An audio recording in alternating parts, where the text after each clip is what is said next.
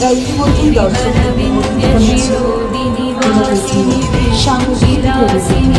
চুপ করেছে অবৃত দর্শক